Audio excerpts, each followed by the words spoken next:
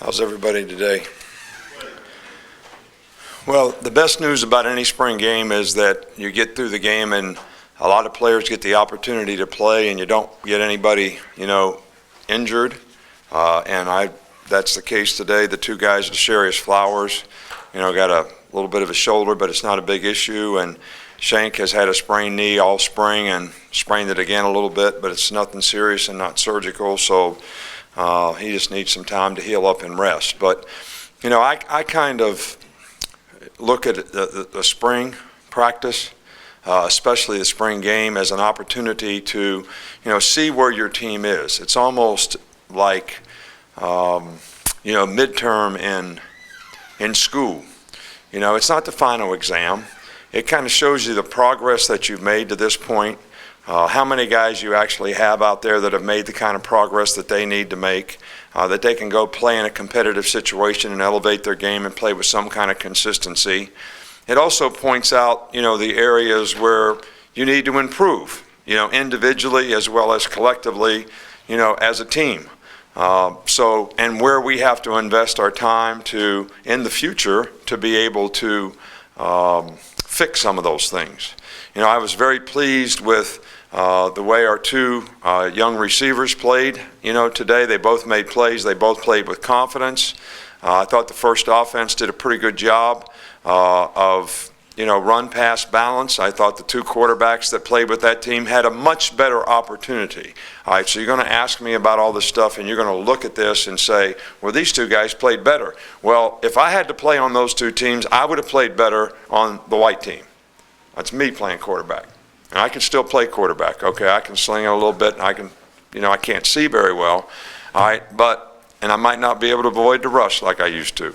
But I'm just saying that they had a much better opportunity. We lost a lot of players on offense, so we don't have a lot of depth on offense right now. So it really affects the second unit a lot more than it does the first, especially when you add a few guys that are injured.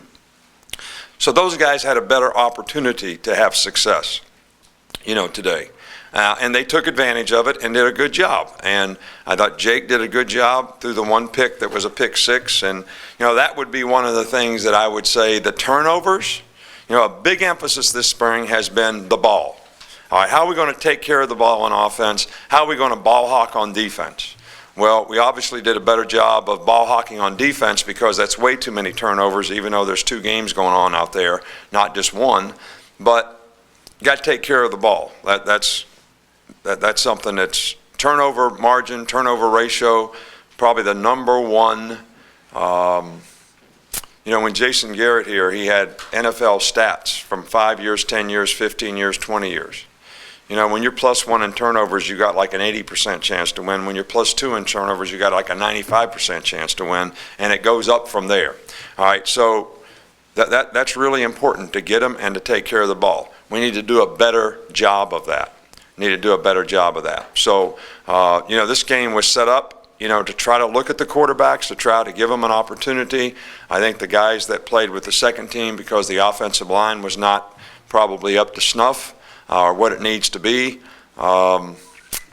relative to the second defensive line, they probably didn't have the same opportunity to have success. So there can be no great conclusions drawn from any of what happened today, other than, we're pleased with what we saw in some of the guys. We'll certainly take that into fall camp and this summer and try to build on it.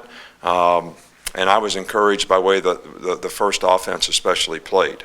I think the focus for everybody here now is to make a commitment to doing things the way we need to do them so that we can improve and take advantage of the things that we learned today.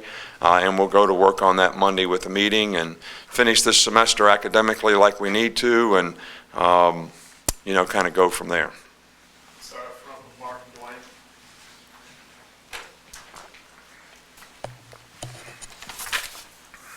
You talked about the ball hawk, and just what did you see from your view from the secondary with all the interceptions and things like that?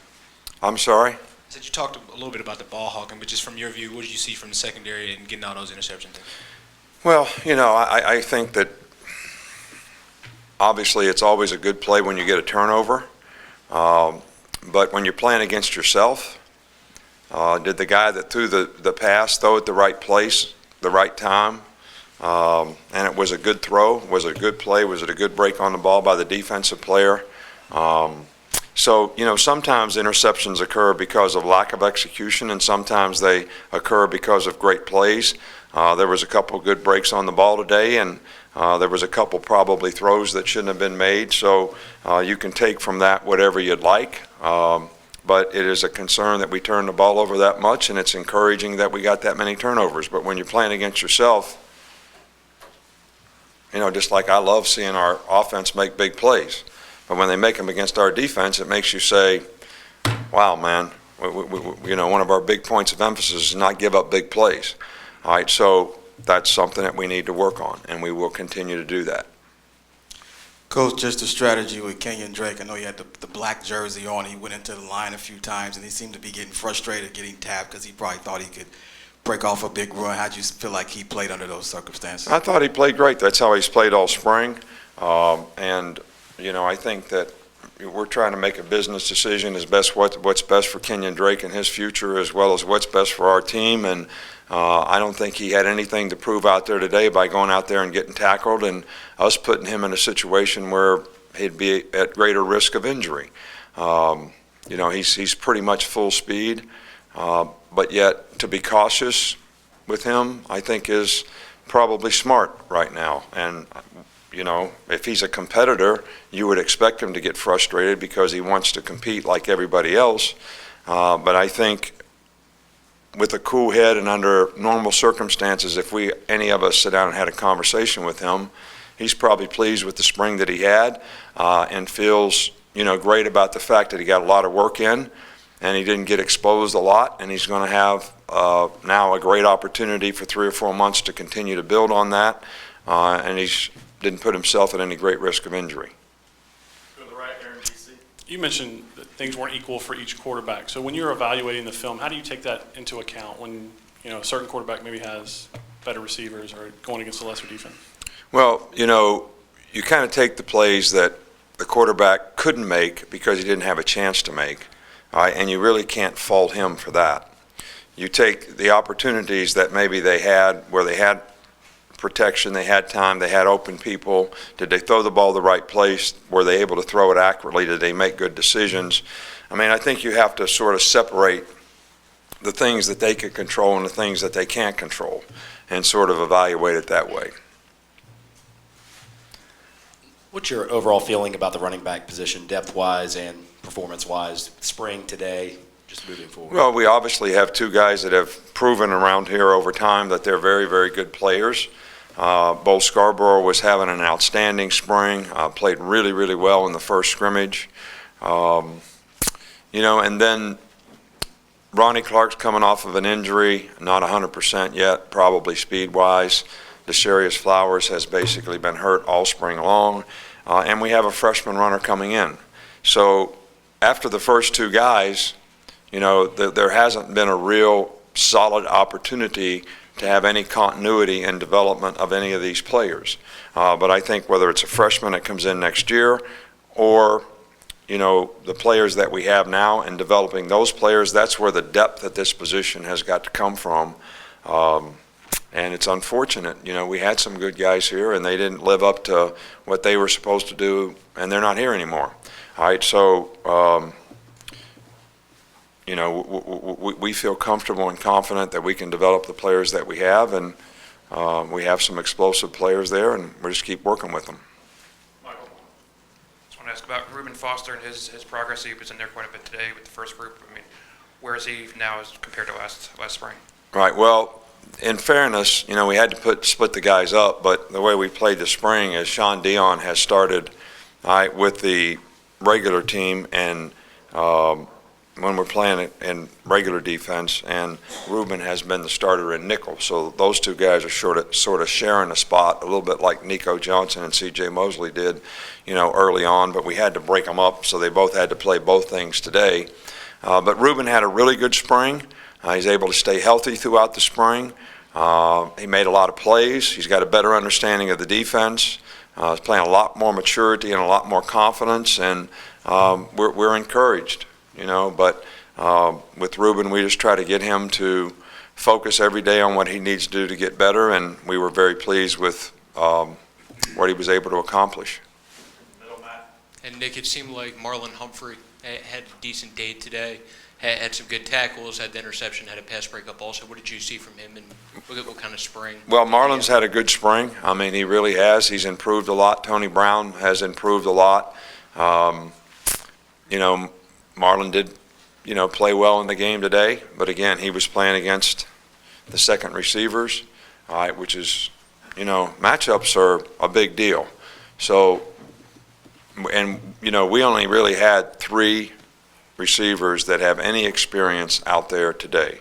You know, Cam Sims not being out there, a couple other guys have played a little bit. So this is an area of our team where we need to add depth, you know, and it may be an area where we have to play some freshmen next year. But I'm happy with the way Marlon played. But again, you know, these how you get challenged in a situation like this is something that everybody has to note. But Marlon has had a good spring. He's improved a lot. He's got a lot more confidence, and he's developed nicely for us.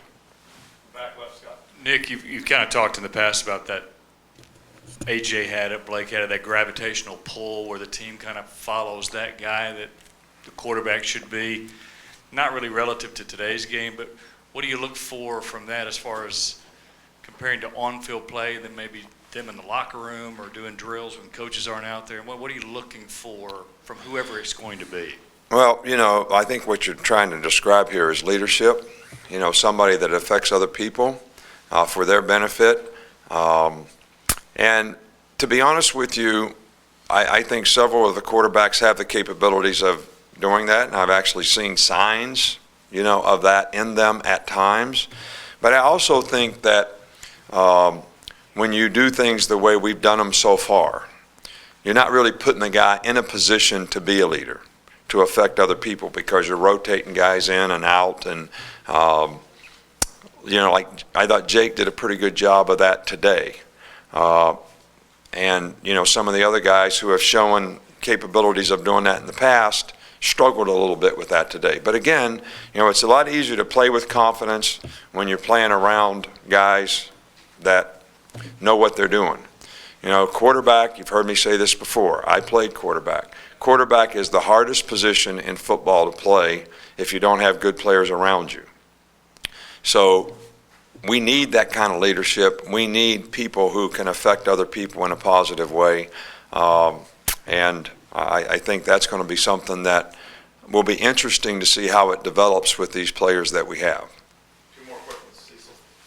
Coach, did you feel like you got Cam Robinson enough looks in the passing game today, or are you going to start to target him a little bit more? Well, you know, that was, I let each team put a trick play in, and that was that team's trick play. But because we had to practice on Thursday inside, both teams had to put their trick play in, like, you know, on half the field. So I don't think it was much of a trick. You know, as soon as they lined up in the formation, all the defensive players started yelling, you know, cover Cam, cover Cam.